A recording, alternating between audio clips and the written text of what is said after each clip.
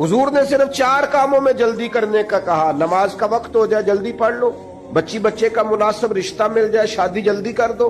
हुजूर अलैहिस्सलाम ने फरमाया किसी का इंतकाल हो जाए दफन जल्दी कर दो।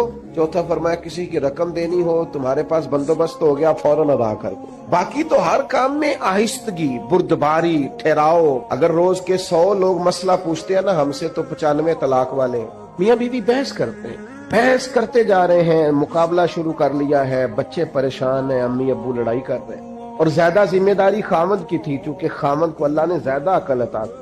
इसका काम था बहस न करता, समझता कि वो बेचारी तो इतनी अकल नहीं रखती, मेरे जितना शौर नहीं, लेकिन ये बराबर की बहसें करते हैं। मैंने ऐसे भी घर देखे हैं जहां बहस जीत गई, रिश्ता हार गया, तलाक हो गई। माँ बाप के होते हुए बच्चे यतीमों जैसी जिंदगी गुजारते हैं, घर उजड़ते हैं बहसों में। हिल्म पैदा करो, ठहराव पैदा करो, बर्दाश्त की कुव्वत पैदा करो।